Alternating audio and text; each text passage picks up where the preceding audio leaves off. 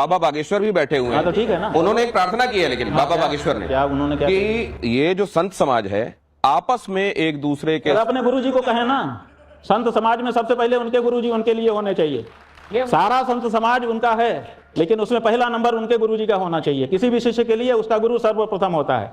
तो संत समाज में सबसे पहले तो रामभद्राचार्य जी का नाम बाबा बागेश्वर के लिए आना चाहिए। तो अपने गुरुजी को क्यों नहीं कहते हैं कि मिलजुल के रहना चाहिए और विवाद नहीं संवाद करना चाहिए? दूसरे संतों से क्यों अपील करते हैं? वो पहले अपने गुरुजी से अपील करें। अपने गुरुजी से क्यों अपील नहीं करते? उनके गुरुजी जो चाहे कह दें और कोई जवाब ना दे, तो ये कहाँ की बात है? और कोई अगर जवाब दे तो कहें कि आप लोग विवाद कर रहे हैं, संवाद करिए। उनको लगता है आपके गुरुजी को सब हक है, वो किसी को भी कुछ कह दे। महाराज जी, उनके गुरु प्रधानमंत्री के दोस्त हैं, तो कैसे कहेंगे? अगर इनके गुरुजी के प्रधानमंत्री जी दोस्त हैं तो अपने दोस्त से कह के गौ हत्या बंद क्यों नहीं करवा रहे हैं? गौ हत्या बंद करवाएं, अपनी दोस्ती दिखाएं। इनको भ्रम है, इनको बहुत बड़ा भ्रम है कि प्रधानमंत्री मेरा दोस्त है। वो किसी का दोस्त नहीं है। अगर दोस्त होता तो तुम्हारी मानता। और एक बात और बता दें कि हमारे यहाँ सन्मित्र लक्षणम इदम प्रवदन्ति संतः। सन्मित्र का क्या लक्षण है? पापान निवारयति योजयते हिताय।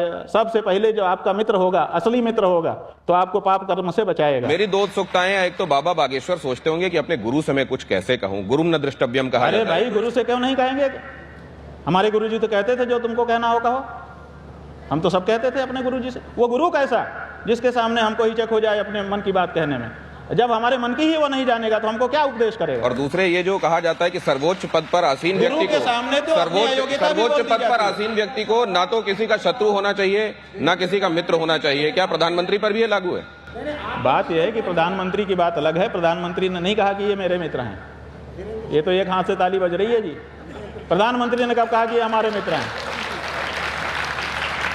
वो आए जरूर, उन्होंने संबोधन अच्छे अच्छे किए जरूर, लेकिन ये नहीं कहा कि मित्र हैं। बागेश्वर को कहा कि हमारे छोटे भाई हैं। गुरुजी, ये अनिरुद्धाचार्य की बात से आप सहमत हैं कि 24 साल 25 साल का होने पे? बात यह है कि हम देवी जी के उपासक हैं। स्त्रिय समस्ता सकला जगत्सु, सारे संसार की स्त्रियां परम राजराजेश्वरी का स्वरूप हैं, और हमको तो कोई चरित्रहीन नहीं दिखाई देती। उन्होंने गलत कहा? एक भी स्त्री अभी तक हमको चरित्रहीन कभी हमारे सामने नहीं आई है जिसके बारे में हमारे मन में आया हो कि ये चरित्रहीन है। हाँ, इसमें मैं बोलना चाहूंगी कि उन्होंने बहुत गलत कहा। ये बहुत गलत कहा था अनिरुद्धाचार्य ने। महिलाओं के बारे में जो कहा वो बहुत आप देखिए, ये एक धारणा है कि स्त्री है इसका मतलब ये चरित्रहीन ही होगी। अरे ऐसा कैसे होता है? अगर पुरुष चरित्रवान हो सकते हैं तो स्त्रियां भी चरित्रवान होती हैं। उनको इस तरह से मत देखो। और स्त्री के ये जो भारतीय दृष्टि नहीं है, ये जो दृष्टि है ये विदेशों की दृष्टि है कि स्त्री बाने भोग गया। भारत में ऐसा नहीं है। भारत में तो हम देखते ही नहीं है कि कोई स्त्री है। या तो हमारी माँ हमारे सामने आती है, या हमारी बहन हमारे सामने आती है, या हमारी बेटी हमारे सामने आती है। काम का विचार ही हमारे मन में नहीं होता है जी। तो ऐसी परिस्थिति में भारत की एक भी स्त्री चरित्रहीन नहीं है हमारी दृष्टि में, बाकी जिसकी जो दृष्टि है। बाबा बागेश्वर से एक सवाल हाल में पूछा गया कि आप पर्ची निकालते हैं, आपको भविष्य दिखाई देता है, तो आप जब एयर इंडिया वाला एक्सीडेंट हुआ तो उसको वक्त रहते क्यों? अरे भाई, एयर इंडिया तो छोड़ो, जो पहलगांव में हुआ, पहलगाम हिंदू राष्ट्र बनाने जा रहे थे, हिंदू के पूछ करके मारा गया ना। कुंभ के बारे में भी लोग वो क्यों नहीं देख लिया? तो वो कहते हैं कि भगवान को भी मालूम था कि ये कौरव और पांडवों के बीच में क्या होने वाला है, लेकिन वो उसको रोक नहीं सकते थे। हाँ हाँ हाँ, बिल्कुल, भगवान ही के तो अवतार हैं। जो भगवान करेंगे वही तो ये करेंगे। भगवान ने तो बहुत कुछ किया था, करके दिखाओ। वो कह रहे हैं, आज हमको वीडियो दिखाया है, कल उन्होंने कहा है कि अभी मुक्तेश्वरानंद का मैं बड़ा आदर करता हूँ, शंकराचार्य जी का बड़ा प्रेम करता हूँ। वो हर 2 दिन में हमको गाली बकते रहते हैं। उनका शब्द देखिए, हर 2 दिन में हमको गाली बकते रहते हैं।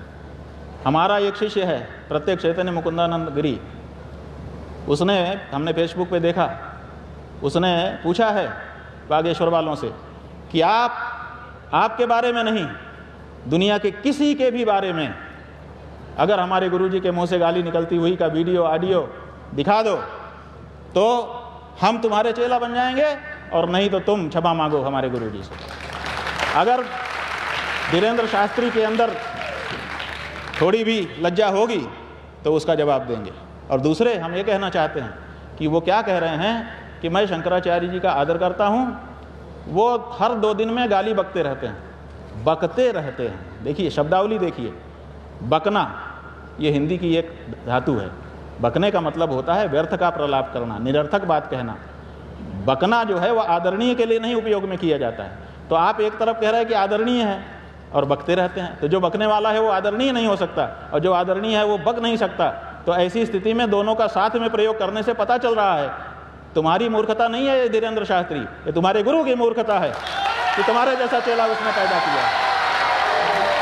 देखिए खंडहर जो है वो बताता है कि इमारत कितनी बुलंद थी, ऐसे ही शिष्य बताता है कि उसका गुरु कितना योग्य था।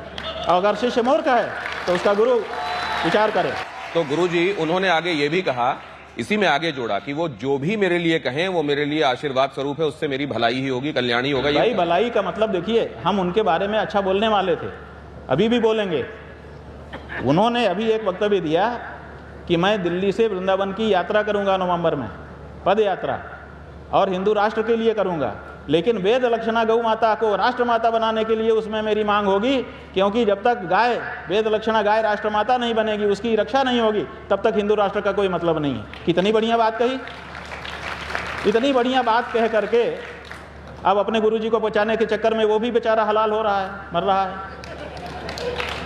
अरे गुरुजी तुम्हारे सक्षम हैं, उनको खुद अपने बचाव करने दो, आप काहे को इसमें पड़ते हो? आप क्या धर्म संकट के माध्यम से सीधे रामभद्राचार्य जी को कुछ कहना चाहेंगे? हम रामभद्राचार्य जी से कुछ क्यों कहें, हमको कहना था कह दिया। हमने 3 बात कही है, देख लीजिए रामभद्राचार्य जी से, कि आपका दावा है कि आपको 1.5 लाख पृष्ठ याद हैं। इसी पॉडकास्ट में एकदम रिसेंटली उन्होंने कहा है, तो वो 1.5 लाख पृष्ठ पहले पहचान करके एक टेबल पे सजा दीजिए, उसमें से केवल 150 पृष्ठ हम पूछेंगे कि याद हैं कि नहीं है।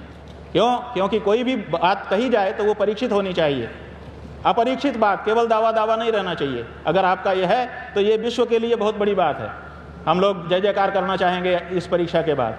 तो एक तो आप 1.5 लाख पृष्ठ बताइए कौन कौन से हैं, ताकि परीक्षा हो जाए। दूसरे, आपने कहा है कि मुझे 23 भाषा आती है, तो 23 भाषाओं के जानकार हम लेके आएंगे, उनसे आधा घंटा बात करके दिखाइए, ताकि हमको ये खातरी हो जाए कि आपको 23 भाषा आती है। नरसिंह राव को भी 19 भाषा आती थी कहा गया था, हम लोग उसी के लिए आदर करते थे। आपको तो 23 आती है, आप तो हमारे बड़े आदरणीय हो जाएंगे। लेकिन अभी तक कभी भी किसी भी दूसरी भाषा में हिंदी के अलावा आपका कोई वीडियो यूट्यूब पे सर्च कर रहे हैं, नहीं मिल रहा है, आप नहीं बोल रहे हो और दावा कर रहे हो कि 23 भाषा आती है। और साथ ही आपने तीसरा दावा किया है कि मेरी गवाही से राम जन्मभूमि का निर्णय हिंदुओं के पक्ष में हो गया। और जो जज था सुधीर अग्रवाल, एक भरे सभा में जब उससे पूछा गया कि रामभद्राचार्य जी कह रहे हैं कि मेरी गवाही से ये हो गया, तो उन्होंने कहा कि ये बकवास है। उन्होंने 100 दोहे का एक किताब पेश की थी। हमने पूछा कि ये कब प्रकाश में आई, क्योंकि कहीं पर तुलसीदास जी के नाम पे ये मिलती नहीं है, तो वो बता नहीं पाए। हम लोगों ने उसको रिजेक्ट कर दिया। तो जिसकी गवाही रिजेक्ट हो गई है वो अपने मुँह से ही बार बार झूठ क्यों बोल रहा है? तो ऐसी स्थिति में हमने 3 बात उठाई है, इन 3 बात का वो जवाब दें, उसके बाद आगे बात होगी। लेकिन आपने तो चमगादड़ तक कह दिया कि जो लोग निंदा करते हैं। हमने नहीं कहा, तुलसीदास जी ने कहा, तुलसीदास जी का गला पकड़ो चलो, हमने दोहराया है। और उस तुलसीदास जी का कहा है जिसके नाम की खा रहे हैं वो कहते हैं तुलसी पीठ है। तुलसी पीठ नहीं हो सकती, जो बनाता है उसके नाम का पीठ होता है। तो इन्होंने तुलसी के नाम का पीठ कैसे बना लिया? और बना लिया तो कम से कम तुलसी को तो पढ़ते, कम से कम तुलसी को तो मानते। आपकी भावनाएं आज आहत हो गई, ये सचमुच आज इनकी भावनाएं आहत हो गई। सारे पर्चे लेके आए थे धीरेन्द्र शास्त्री के यहाँ से, सब फाड़ के फेंकने पड़ेंगे। ये जो बार बार धीरेन्द्र शास्त्री एक बात नहीं, एक सेकंड, ये कंफ्यूज हो गए। देखिए सुनो, ये सब बात होते हुए भी हम स्पष्ट करना चाहेंगे कि हमारे मन में रामभद्राचार्य जी के लिए कोई मालिन्य नहीं है। बात तो बात की है, जब आप चारों शंकराचार्य पे प्रश्न उठा सकते हो, आपको संकोच नहीं होता है, तो मुझे भी अपने तीनों शंकराचार्य के आदर में और आदि शंकराचार्य के आदर में आपके बारे में बोलने में संकोच नहीं होता है। स्वामी जी, अब ये जो आखिरी राउंड है, इसमें इसके बाद हम जरूर टिप्पणी लेंगे अपने विशिष्ट अतिथियों की, लेकिन जरा मैं आपसे केवल एक लाइन, 1.5 2 लाइन में इसका जवाब चाहूंगा। भारत सही दिशा में है? भटक गया है। For more of such videos, do like, share and subscribe to ET Now Swadesh.